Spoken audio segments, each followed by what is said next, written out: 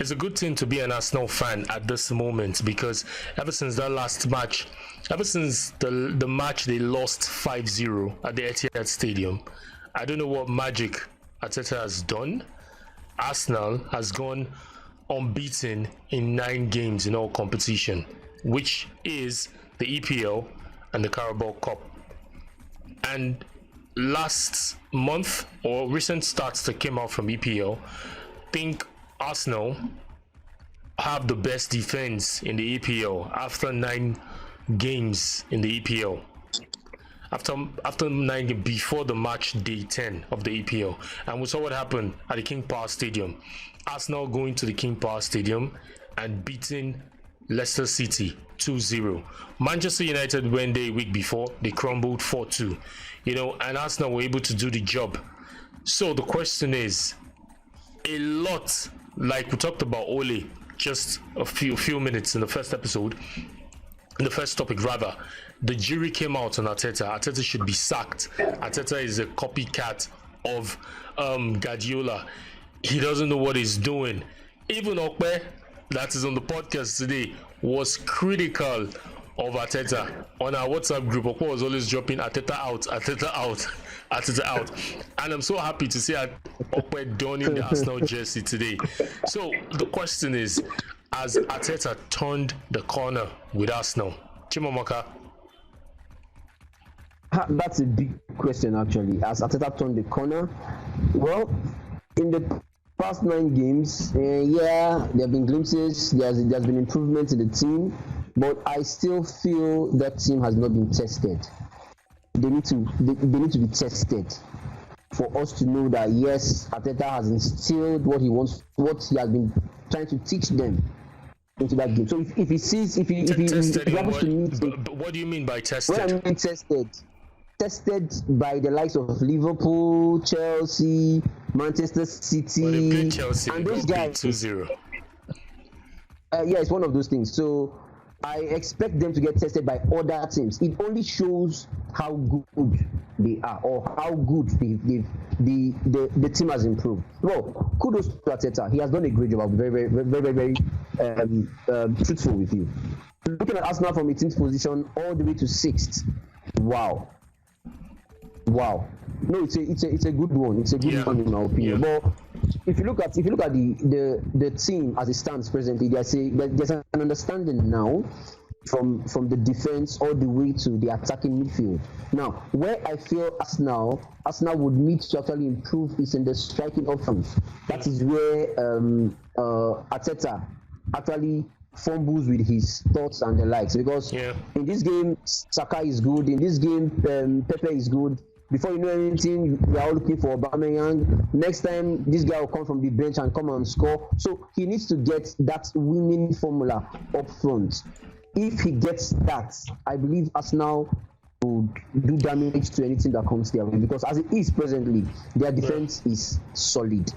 Yeah, to be fair on him, to be fair, Chimamaka, just to shed light on what you just said, to be fair on Arteta and his team, they are the youngest squad in the EPL. Arsenal boast of the youngest squad in the EPL, so definitely there will be yo-yo performances. There will be time where they will blow hot, and there will be times where they will blow cold. That is expected. Nobody will expect it from Arsenal Football Club. We are talking about what we are talking about is the age. Nobody sees that. Nobody sees these guys as small boys. They see them as guys who play for Arsenal Football Club, and we know what Arsenal is on the continent. For God's sake. Yeah. So they are a big team. Nobody sees the children in them any longer.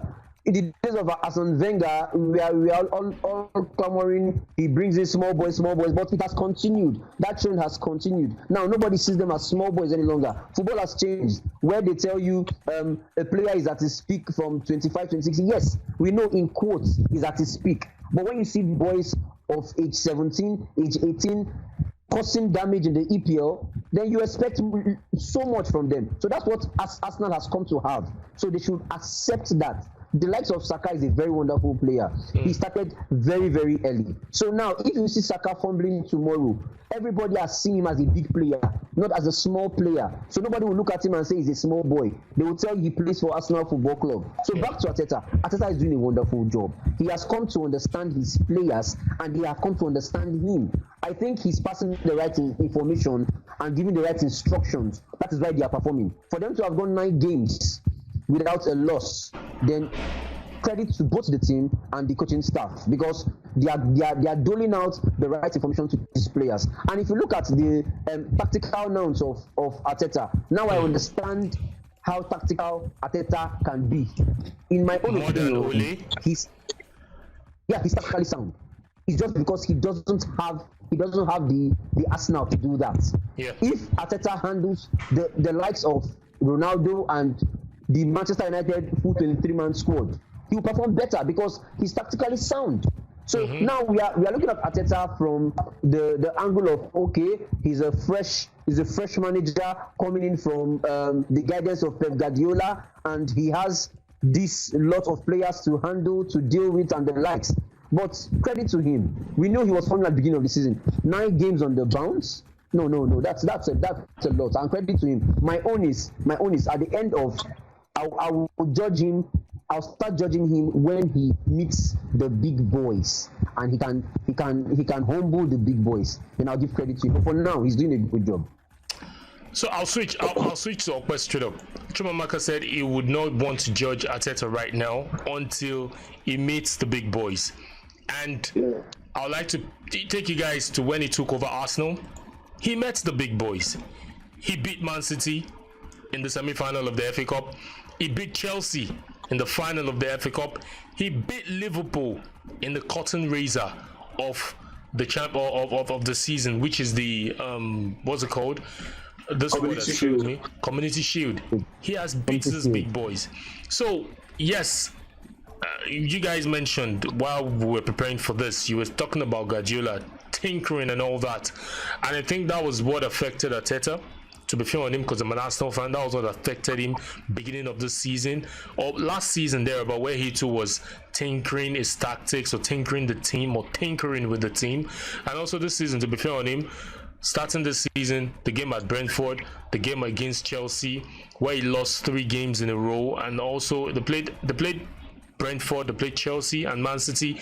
He had most of his big boys not available for that match. COVID hit the team, COVID hit the camp, and most of his senior players were not available. So credit, we have to accept that, or accept that excuse for him. But ever since then, he has carried on and achieved this great feat: 9 games unbeaten in all competition. Okay, so I am facing you today on this podcast, on this episode, because you have always hit us with Arteta out on our WhatsApp group. Is Okwe there? It looks Okwe is frozen. Chimamaka, are you there? Are you there? So like I said initially, Okwe, on our WhatsApp group, you've always been taunting Ole out. So with this feat he has achieved thus far, has it changed your opinion about, sorry, you've always been saying Arteta out, apologies, Arteta out. So with this feat he has achieved, have you been able to change your opinion or your stance on Arteta? Not yet, not just yet. I totally agree with Chimamaka on a lot of things. The first thing I would say is that I'll steal a quote from Sir Alex Ferguson. This was around the 1993-94 season. This was when he injected the class of 92 into his first team squad. And then a journalist asked him, why have you brought boys to play man's game? And Ferguson said, look, if you are good enough, you are old enough, right? So the truth is that every Arsenal player is responsible for the team's performance at the end of the day. Whoever you are, when you step onto that pitch, you represent Arsenal Football Club in either the Carabao Cup or the Premier League or the Europa League. You are responsible for what happens to Arsenal Football Club. So the young players who have played under Arteta so far have been good enough. That's just the truth. Gabriel Martinelli, Bukayo Saka, Smith Rowe and whatnot. But however,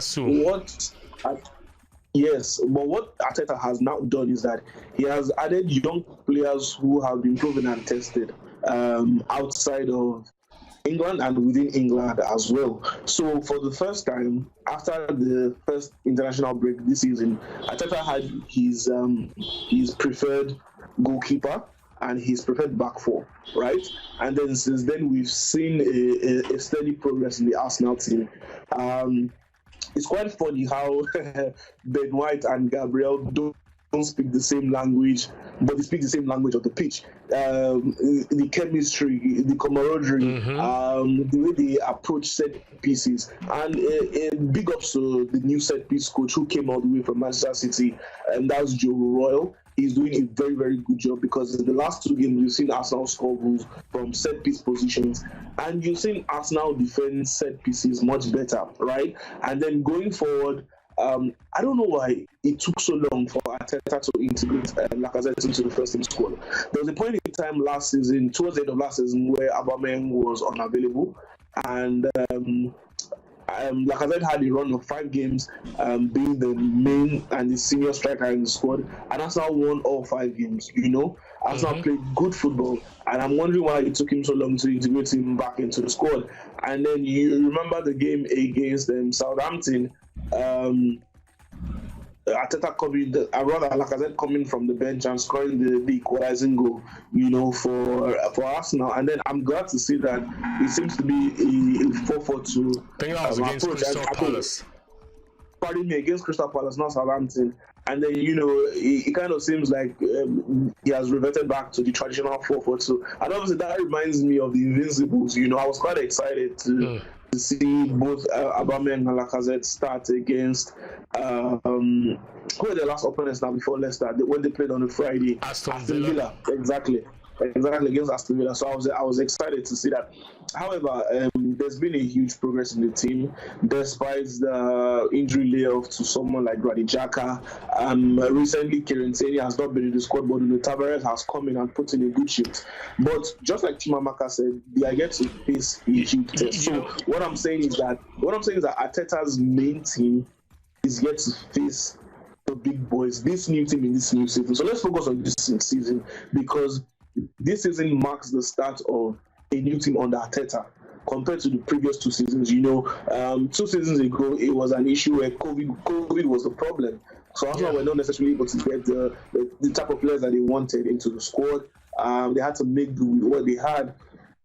Now it's been a remarkable recruitment process between Edo and Arteta, and they've gotten some very, very decent players into the squad. And Lokonga has put in a good shift in the absence of Xhaka. One major difference between the first 3 games of the season to every game after is that every Arsenal player who has represented Arsenal has played a good game, has put in a good shift. The only person who probably has not given 110% has to be Nicolas Pepe. So Pepe is hot and cold. However, last season we saw many times where Pepe played on the left wing and he performed well. So I'm wondering why whenever Pepe plays for Arsenal this season, I'm wondering why Arteta still sometimes puts him on the right-hand side ahead of Saka, or rather puts Saka on the left-hand side. We've seen how dominant Saka is on the right wing. Yeah, let me just interject there.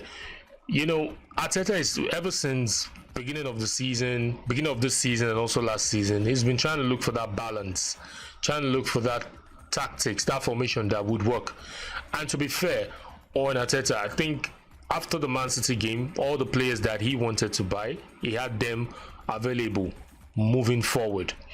And it's surprising when Arsenal do something and Arsenal don't get the applaud or don't get the accolades. Manchester United defeated Tottenham yesterday. It was a wonderful performance by Manchester United. But when Arsenal defeated Tottenham, they said Tottenham was shit. It was because Tottenham couldn't turn up. That was where Arsenal was able to win Tottenham 3-1. But let me just take you guys back to last season. The teams that came to the Emirates to pick 3 points, Arteta has been able to garner his men to go to their backyard and pick up 3 points. Burnley, Leicester City, Aston Villa. So, as I mentioned, he has been able to go back to this team. These teams where he lost to last season. You know, picking 3 points from the Emirates Stadium. These teams came to the Emirates Stadium to pick 3 points. And Arteta this season thus far, he has been able to do the job, going back to the backyard and picking 3 points from them as well. So I just feel credit needs to be given to Arteta, and I don't agree with your opinion, yourself and Chimamaka, saying you're waiting until he gets to play against the bigger team, because the EPL is made up of 20 teams. I remember back then when Manchester United won the league in 2012, 2013 or 2011, 2012, if my stats serve me right. Alex Ferguson, Manchester United side, lost to the big four, lost to Arsenal home and away. Yes, I don't quite agree with your opinions on Arteta being judged by having to play the big teams. Like I said, 2011, 2012, 2013 season, when Manchester United won the EPL, Alex Ferguson's side lost to the big four back then: Arsenal, Chelsea, Liverpool, and I don't know if Man City was in the mix then. He lost home and away to this team. So for me, if the target is to make top four and he tends to win these other smaller teams, with all due respect to them, and loses to Man City, Chelsea, Liverpool, who cares? But so far he makes the top four and he qualifies for the Champions League or qualifies for Europa, that's an achievement. So you guys having for him to wait to play the big teams, man, I don't agree to that. Okay, I know you have something to say. So, I mean, at the end of the day, yes, qualifying for Europe is good. Finishing in the top four is good. However, team performances do matter. To fans, banter matters. You know, I mean, Arsenal winning their game this weekend, and then Liverpool drew. The perfect end to the weekend would have been Manchester United losing, and that didn't happen. So we just expected Spurs. We just Spurs be always bought. But I mean, that's a whole lot for you to ask. Exactly. So, you know, banter matters at the end of the day. But truthfully, we want to see good football all the time. We want to see our players go toe to toe with the best of the best and come out victorious. So the truth is that those games do matter. So it's fine if you go to battle, you win one, you lose one. So I'm talking about, it's okay if you lose the away game, but you win the home game. You understand what I'm saying? So at the end of the day, those performances do matter. And then for Arsenal fans, obviously there are certain players that they want to see thrive in the squad. I believe Arsenal players want to see more performances from the likes of Gabriel Martinelli and Folarin Balogun. You know, they are young, promising players who have a good future ahead of them. And then you've got someone like Odegaard, who maybe has not hit the ground running. I think 1 assist and 1 goal thus far. Just average performances. So we hope to see him get back into that rich vein of form that he showed in his initial loan spell. So in short, in few words, what you guys have been trying to say is Arteta has not turned the corner with us now yet. Not yet. Not just yet. Not just yet. After he does the big boys, then I'll agree to him. Yeah, I quite agree with you guys, because I quite somewhat agree and somewhat don't agree. But, you know, putting myself in the shoes of Arteta, from where he came after that defeat against Manchester City, he came out to said it in his press conference that he got to a time that he was almost hitting himself. He went into a place of quiet, a lonely place, a dark place where he had to review and he had to listen to a lot of critics coming from everybody, and he had to go close to his loved ones. He listened to their own opinion, what he feels he was doing wrong, or what he feel he wasn't doing right. And coming back from that and putting such a performance like this with a team, people felt probably you bought the wrong players, you bought the wrong set of players, you're nothing, you're shit. And being able to do this, I give him credit. I know we should still calm down. Like I heard one Arsenal fan was saying that we will win the league. And I'm like, hey guys, slow your boots, son. It's still 10 games gone. The EPL is still far away, like 28 matches left. But what I feel is, just to close on this episode or on this topic, my personal opinion, what I feel is if these players can keep this momentum going at this pace for the next 20 games, Arsenal should be a force to reckon with. That's still too much to ask. That's so much to ask. But the First, we are question is, going into yes, a but the period question where is, we- but the question is, if the Chelsea players can do it, we know Manchester City has been up and down since the beginning of the season. They've lost 2 games already. If the Chelsea players can do it, and if also the Liverpool players can do it week in, week out, why can't the Arsenal players do the same? And moreover, you're not in Europe. You play every weekend. So that's an advantage. Well, that's true. That's true. You're right on that front.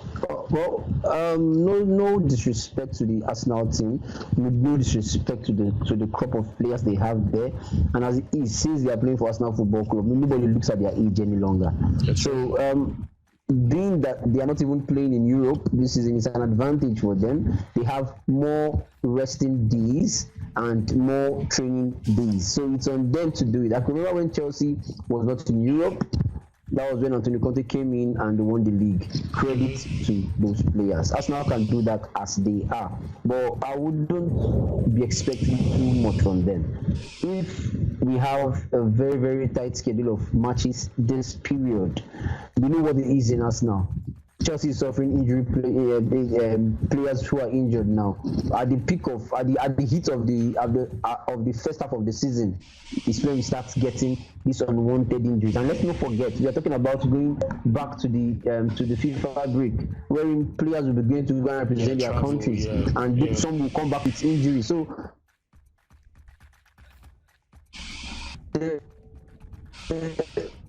workload as it's on the first ground, and we can also remember that even managers are begging, they are appealing to have 5 substitutions so that you ease off this pressure of these players. The games are so much, so I wouldn't expect too much from us now in that regard. I would not do that, because if I do that, I've on my own picked up a gun and shot myself on the foot, because we know they can do damage to themselves at the long run.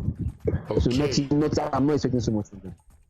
So in other words, Arsenal, Arteta has not turned the corner yet for Chimamaka. And also Okwe alludes to that Arteta hasn't turned, despite him being an Arsenal fan and he's donning the Arsenal jersey, Arteta has not turned the corner yet. I'm just wearing a very good looking jersey. I think are you serious? Jersey is fine. Serious? Irrespective of the badge look, I like good jerseys. Well, it's been nice doing this with you guys today on the EPL Weekly Review on FootyWit Podcast. Thank you so much for you guys showing up, and do have a nice week ahead. Stay blessed.